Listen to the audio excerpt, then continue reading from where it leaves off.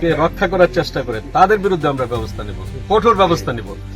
এবং কোনো অবস্থাতেই কোনো খারাপ লোক, বদ লোক, অসভ্য লোক, ধর্ষণকারী এই সমাজে আমরা তাদেরকে বসবাস করতে দিব না। তাদের জন্য আমাদের বার্তা হলো যে কোনো অবস্থাতে কোনো রকম এই সন্ত্রাসী, ধর্ষণকারী এবং আমরা ইতিমধ্যে বলেছি মাদক ব্যবসায়ী, মাদক সেবী, তাদের ব্যাপারে আমাদের অবস্থান অত্যন্ত কঠোর।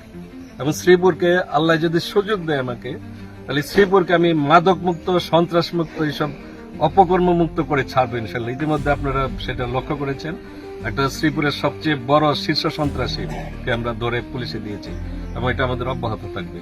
এবং আমরা এই ধর্ষণকারীর বিচার সুনিশ্চিত না হওয়া পর্যন্ত এই পরিবারের পাশে থাকবো। যে ঘটনার পর থেকে এখনো কোনো আসামি ধরতে পারেনি, মামলা হয়েছে আজকে 3 দিন, সেটা হচ্ছে আপনারা কিভাবে দেখছেন?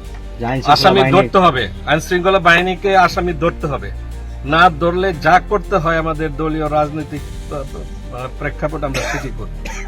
ঠিক আছে, দারোগা পুলিশ না, আমরা নিজেরা ধরবো, নিজেরা ধরার চেষ্টা করছি।